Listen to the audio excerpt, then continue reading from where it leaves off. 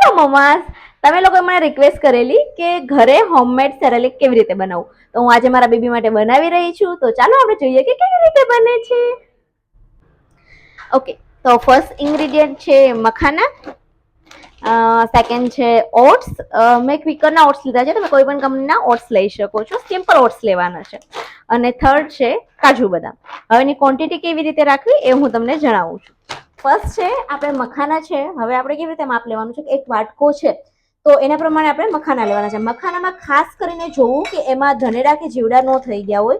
એને છે ને તોડીને એકવાર ચેક કરી લેવું, કેમ કે નોર્મલી કેવું છે કે પેકેટ્સ ઘણા ટાઈમથી હોય તો હાઈ ક્વોલિટીના તમે લો ને તો પણ હોય છે. એટલે એકવાર છે ને એને આવી રીતે તોડીને કે પ્રોપર ચેક કરી લેવું.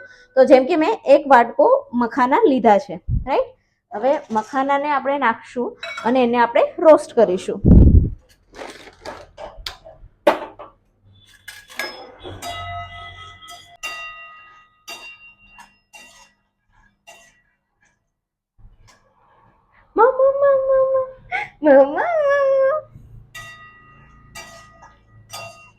મખાના થોડાક શેકાય એટલે ને છે ને આપણે એક મખાનું લઈએ અને આમ ચેક કરી લેવું કે ક્રન્ચી થઈ ગયું છે કે નહીં. જેમ કે આ હજી નથી થયું, થશે ને એટલે ઓટોમેટિકલી આપણે આમ કરીએ ને એટલે ક્રંચ થઈ જશે. હું બતાવું તમને. મખાના આ ટાઈપના થઈ જાય એટલે હવે છે ને આપણે એક મખાનું લઈ અને ચેક કરી લેશું. સી આમ છે ને ક્રન્ચી થઈ જશે, ભૂકો થઈ જશે. ધેટ મીન્સ કે એ શેકાઈ ગયા છે. એટલે આપણે ફ્લેમ બંધ કરી દઈશું અને આને એક બીજા વાસણમાં નીકાળી દઈશું. હવે આપણે જે માપથી મખાના લીધા હતા એ જ માપથી આપણે ઓટ્સ લેવાના છે. એક વાટકો આપણે ઓટ્સ લીધા છે, એને પણ આપણે સેમ રોસ્ટ કરી દેવાના છે.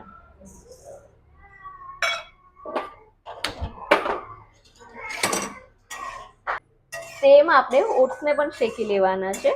ઓટ્સમાં પણ કેવું છે કે આપણે છે ને થોડીક વાર પછી આમ પ્રોપર દાણો આમ કરવાનો, ભૂકો થઈ જાય, ગરમ લાગે, ધેટ મીન્સ કે એ શેકાઈ ગયા છે. થોડીક વાર માટે શેકાવા દેવાના છે, બહુ વધારે નથી શેકવાના આપણે.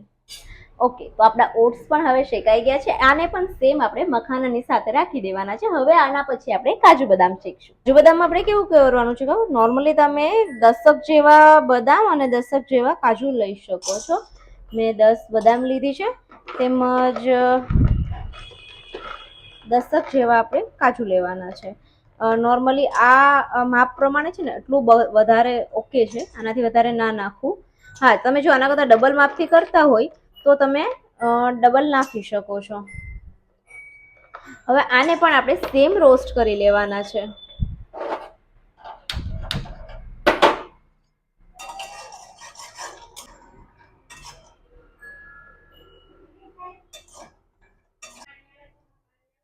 આ બધી જ વસ્તુને આપણે થોડીક વાર માટે ઠરવા દેવાના, એટલે નોર્મલ થઈ જાય, આપણે આમ અડી શકીએ. એટલે હવે આને આપણે મિક્સરમાં કાઢવાનું છે. આ બધી જ વસ્તુ જે ઠરી ગઈ છે હવે એને આપણે થોડી થોડી કરીને મિક્સરમાં કાઢી નાખવાની છે.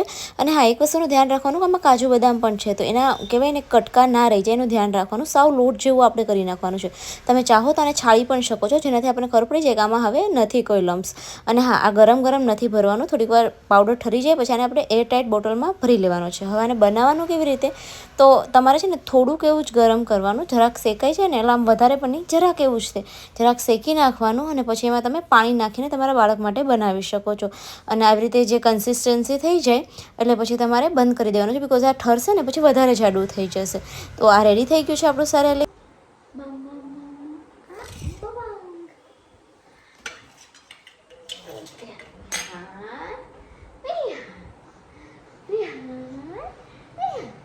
આ સેરેલેકમાં વપરાયેલી બધી જ વસ્તુ બેબી માટે હેલ્ધી છે, માટે તમારા બેબીને પણ જમાડો અને હેલ્ધી બનાવો. અને હા, સબસ્ક્રાઈબ કરવાનું ના ભૂલતા.